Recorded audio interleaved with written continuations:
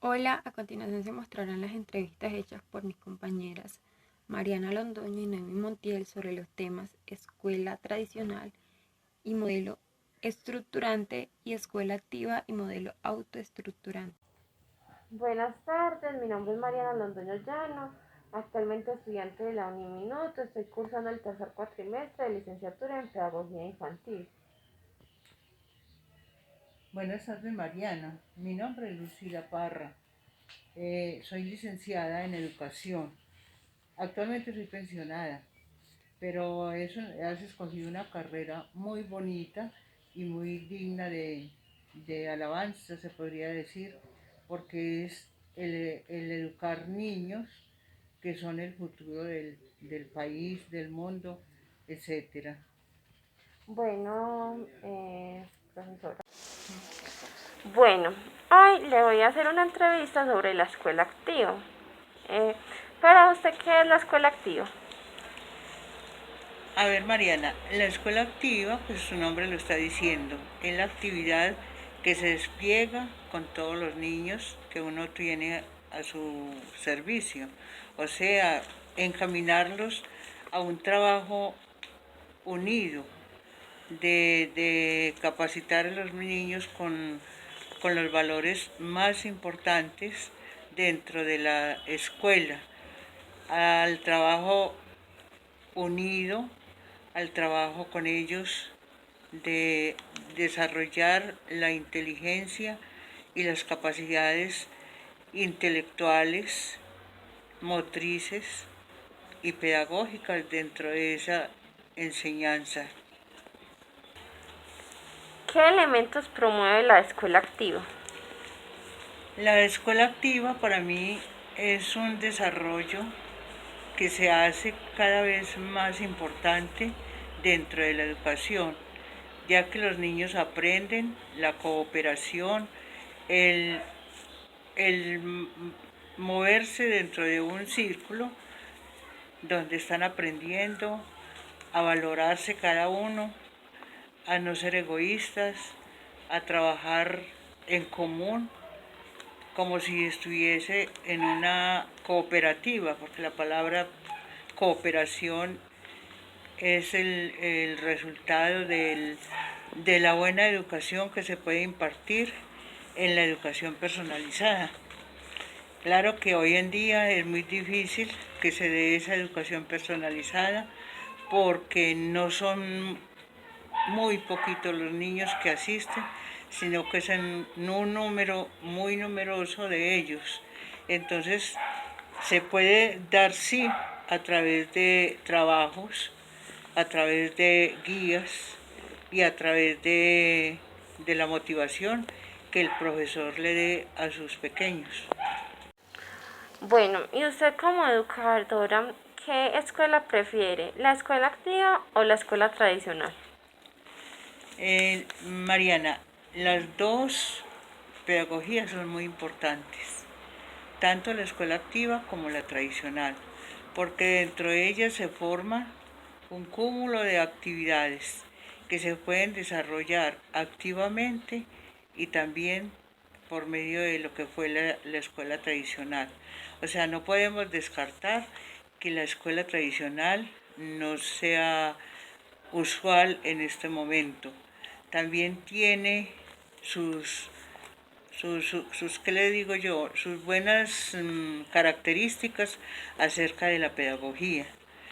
Dentro de la escuela activa vemos que los niños se pueden formar con más compañerismo, con más dedicación y de esta forma podemos unir las dos pedagogías, tanto la tradicional como la activa.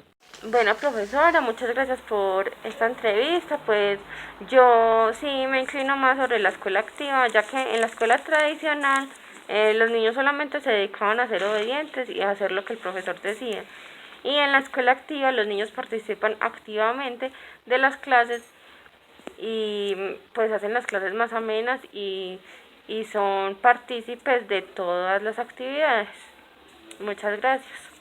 Con mucho gusto, Mariana, pero de todas maneras Me parece muy interesante lo que tú dices de la escuela activa, pero no dejes nunca de tener en cuenta lo tradicional, lo que nos formó a todos los educadores y que hoy en día son la pedagogía tradicional, trajo muy buenas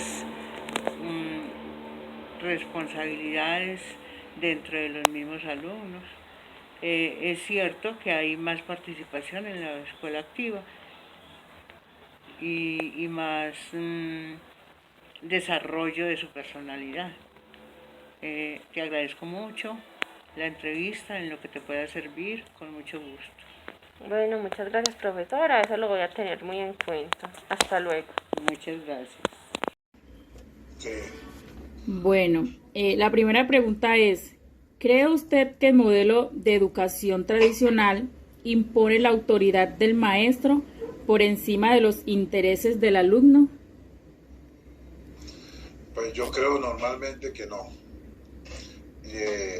La educación tradicional es importante porque un maestro tiene que buscar las herramientas y la herramienta siempre va a ser, quiera uno o no quiera, para explicar siempre debe tener un tablero y un marcador en este momento para explicar algunos conceptos básicos de los estudiantes.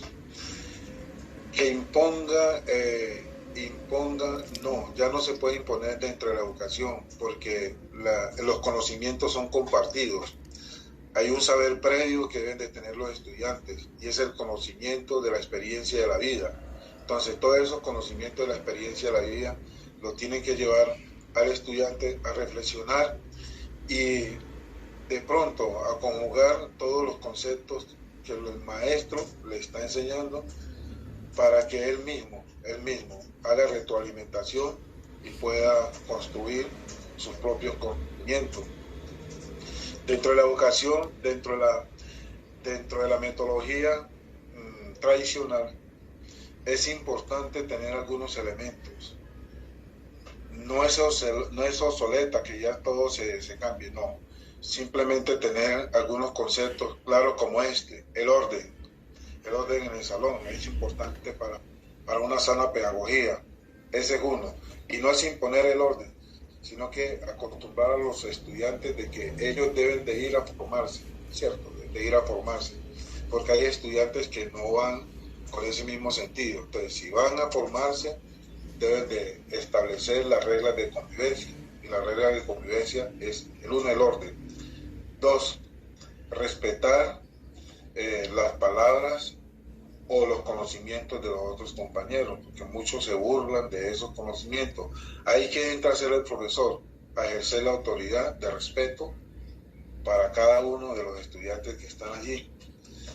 Dentro de la misma Constitución, por ejemplo, dice que hay que respetar al ser humano, no importa su raza, su lengua, sus costumbres, ninguna de esas se puede ridiculizar. Y los estudiantes normalmente tiran a ridiculizar, no están pendientes del maestro o de lo que el estudiante dice, sino tiran a ridiculizar, no están pendientes del maestro o de lo que el estudiante dice, sino a la equivocación. Por eso es importante mantener el orden, y el orden no es imponer, el orden es más bien como establecer las normas de convivencia. Es como esa parte.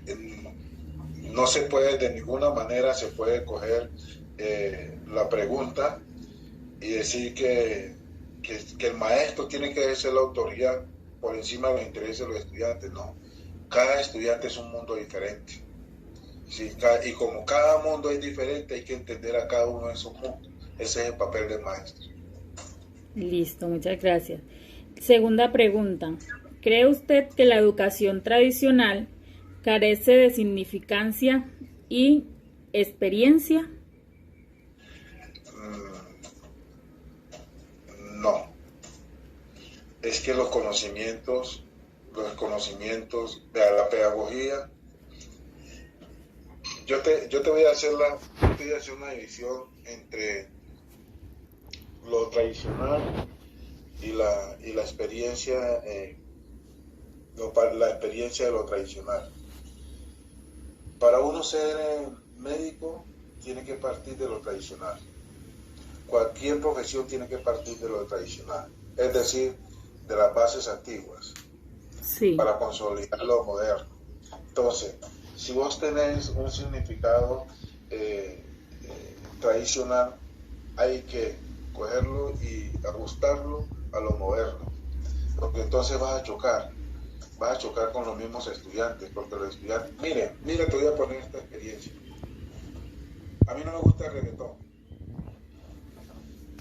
pero si vos en un salón de clase vas en contra del que les gusta a los muchachos, porque esa es la expectativa que tú tienes, esa es mi experiencia, eso es lo tradicional, vas a chocar con ellos, porque a mí me gusta el vallenato, me gusta la salsa, me gusta la balada, pero a él le gusta el reggaetón. Entonces, ¿qué es lo que hay que hacer? Hay que entender al muchacho dentro de su contexto y el mundo. Hay que mirar qué música dentro hay que educar al muchacho.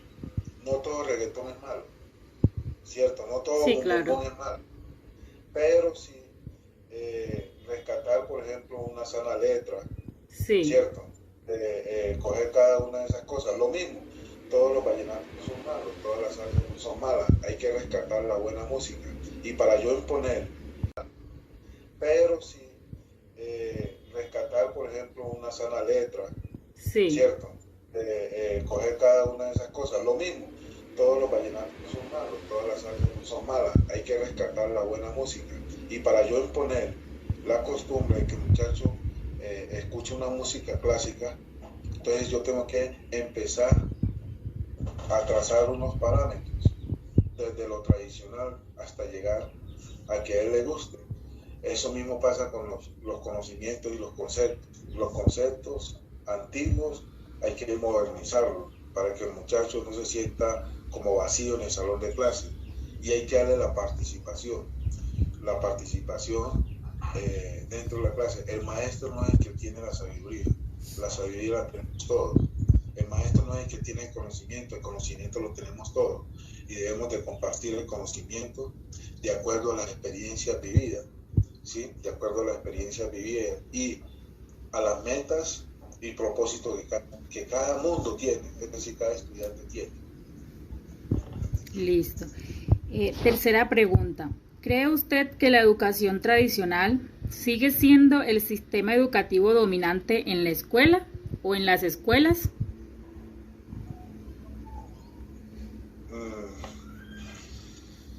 Sí. Sí sigue siendo el dominante, porque yo te vuelvo y te repito, se basa en la historia, se basa de las experiencias. No tanto lo tradicional para imponer, sino lo tradicional para conocer. ¿Sí? Lo tradicional dentro del conocimiento de la experiencia y una experiencia compartida. Porque un muchacho que tiene 13, 14, 18 años tiene una experiencia de su vida y lo que ve es un mundo del que él vive, el cual yo no viví en ese momento. Mi experiencia y el significado de mi experiencia fue basado en nuestros contextos sociales, históricos, basado en nuestros contextos, mucho diferente al que estoy viviendo hoy. El muchacho no vivió esa experiencia, pero está viviendo esta. Entonces, dentro de su contexto hay que, al muchacho hay que entenderlo, ¿sí? Hay que entenderlo y uno no se puede escandalizar. Uno no se puede escandalizar frente a algunas situaciones que tienen los...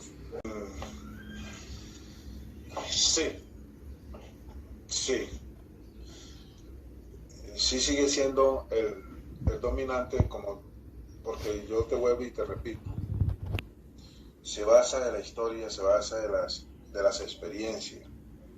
No tanto lo tradicional para imponer, sino lo tradicional para conocer. ¿Sí? Lo tradicional dentro del conocimiento de la experiencia y una experiencia compartida. Porque un muchacho que tiene 13, 14, 18 años tiene una experiencia de su vida y lo que ve es un mundo del que él vive, el cual yo no viví en ese momento. Mi experiencia y el significado de mi experiencia fue basado en nuestros contextos sociales, históricos, basado en nuestros contextos, mucho diferente al que estoy viviendo hoy. El muchacho no vivió esa experiencia, pero está viviendo esta. Entonces, dentro de su contexto hay que, al muchacho hay que entenderlo, ¿sí? Hay que entenderlo y uno no se puede escandalizar. Uno no se puede escandalizar frente a algunas situaciones que tienen los mismos muchachos. Listo. Bueno, ahorita le voy a hacer unas preguntas sobre el modelo heteroestructurante. Muy bien. Primera pregunta, el modelo heteroestructurante. Bueno, ahorita le voy a hacer unas preguntas sobre el modelo heteroestructurante. Muy bien. Primera pregunta, el modelo heteroestructurante es el... Un momentico. El maestro es el centro de aprendizaje. ¿Qué opina usted, educador, de esto? No. El maestro no puede ser nunca el centro del aprendizaje, porque el aprendizaje se construye y se construye en base a la experiencia. El aprendizaje siempre es circular, no es vertical. Que el maestro tiene el conocimiento, no, el aprendizaje siempre gira en torno circular. Todos ponemos y todos construimos. Claro está, la experiencia del conocimiento en ese momento la tiene el maestro, pero muchas veces el estudiante a través de su vida reconstruye, ¿sí? Y tiene más agilidad de hacerlo. Te voy a poner un ejemplo. Hoy todo el mundo hoy está sistematizado. El que no sepa manejar un computador y las herramientas está obsoleto. Un muchacho te coge aquí una plataforma y te devuelve un 2x3, un 8x4, porque ese es un mundo, ¿cierto? Sí. Si yo voy a enseñar, por decir alguna materia, todo eso, entonces no basta con los conocimientos que están en las redes, sino explicar los conocimientos. Por lo que digo, un muchacho puede ir más allá de la pregunta que uno hace, o puede ir más preparado que lo que quiere. Cada uno, de acuerdo a sus metas, a sus propósitos, a sus experiencias vividas, construye el conocimiento. Por lo tanto, yo nunca comparto que el maestro tenga conocimiento, jamás lo puedo hacer. La educación vertical ya se acabó. Hoy estamos en una educación siempre circular, es decir, que todos ponemos para construir la experiencia. Sí. Le voy a hacer la última pregunta. ¿Cree usted que la escuela es la encargada de transmitir la cultura humana a los estudiantes o familias? ¿También hace parte de esta formación humana? ¿Cómo volver a repetir la pregunta? ¿Usted cree que la escuela es la encargada de transmitir la cultura humana a los estudiantes o su familia? Bueno, ahorita le voy a hacer unas preguntas sobre el modelo heteroestructurante. Muy bien. Primera pregunta, el modelo heteroestructurante es el... Un momentico. El maestro es el centro de aprendizaje. ¿Qué opina usted, educador, de esto? No. El maestro no puede ser nunca el centro del aprendizaje, porque el aprendizaje se construye y se construye en base a la experiencia. El aprendizaje siempre es circular, no es vertical. Que el maestro tiene el conocimiento, no, el aprendizaje siempre gira en torno circular.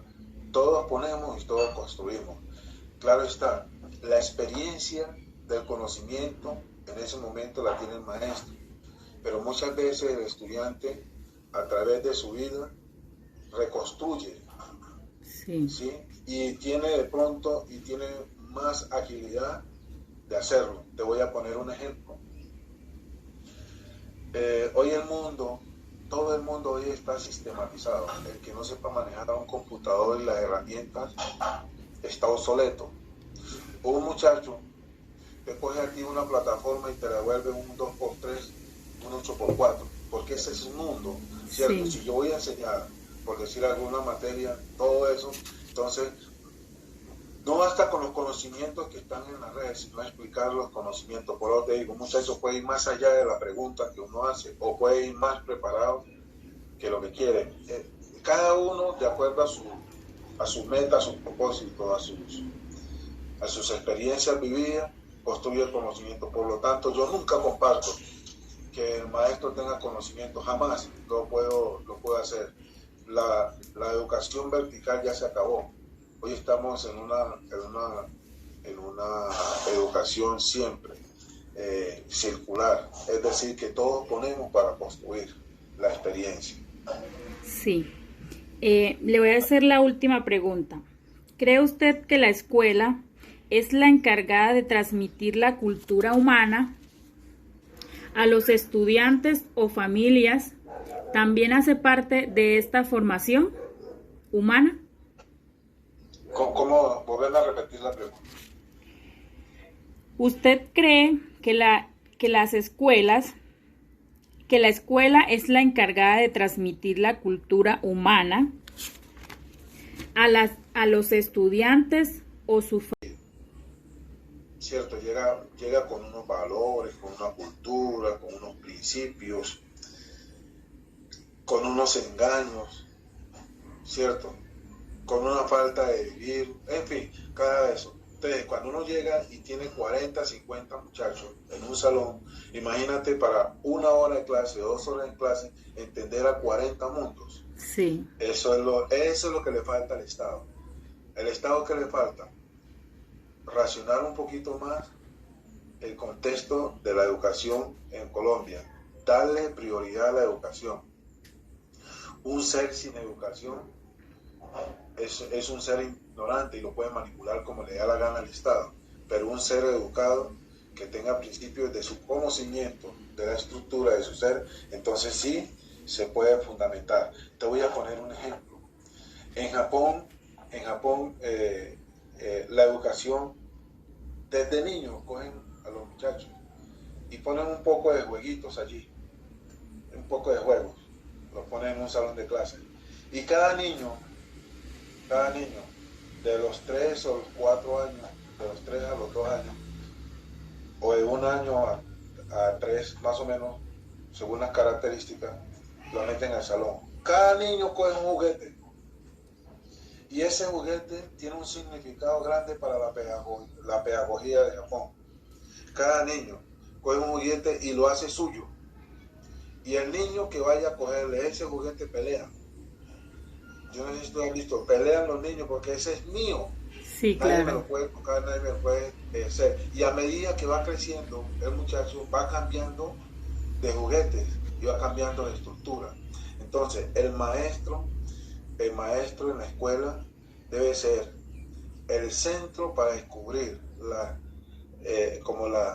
las habilidades de cada estudiante. Pero aquí estamos fallando. ¿Qué es lo que está fallando? Uno, toda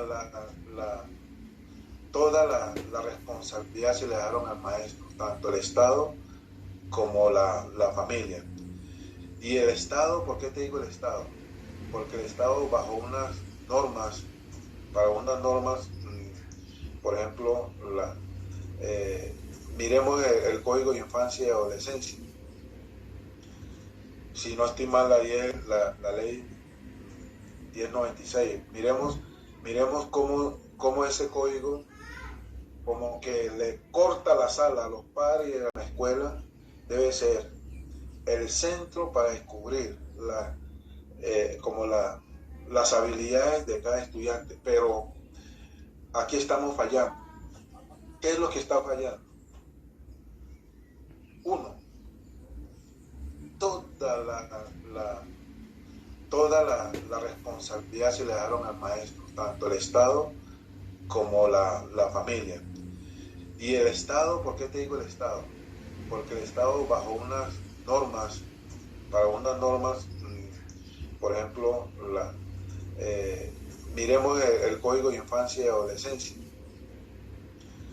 Si no estoy mal, la ley 1096. Miremos cómo ese código como que le corta las alas a los padres y a la familia, porque al muchacho no se le puede, digamos, ni siquiera gritar, Sí. ni siquiera pisotear. Entonces, ahí le cortan las alas, porque un muchacho debe ser castigado. Ahora, el castigo no es brutal. Si, por ejemplo, si yo a mi hijo le quito el celular, le digo, hágame un favor, hoy no me coge más el celular por esto y esto, va a entender qué hizo y cómo se va. No es un castigo, es una pedagogía que uno hace con los mismos estudiantes. Sí, claro. Entonces, toda la responsabilidad se le dieron al maestro. El maestro en un colegio, una escuela, tiene que ser consejero, tiene que ser médico, tiene que ser abogado, tiene que tener el conocimiento previo de su área, tiene que tener todas las áreas de conocimiento para poder entender al niño. Un niño, por ejemplo, que llega triste, que llega hiperactivo, que llega llorando, en fin, son 40. Sin embargo, en otros países son 10 muchachos en una aula de clase, ¿cierto? 15 estudiantes. Incluso anteriormente, si no estoy mal, así fuera el maestro que tuviera un alumno, ahí hay una necesidad del Estado, porque la educación es gratuita. Pero Sí, con claro. este problema de la globalización, todo se generalizó. Entonces, si en el salón de clase no hay 30 estudiantes, o 24 estudiantes, o 22 estudiantes, le cierran la escuela a la vereda. ¿Sí? Le cierran porque hay que tener un tope para sostener un maestro en una escuela. Entonces todo se convirtió en ese problema.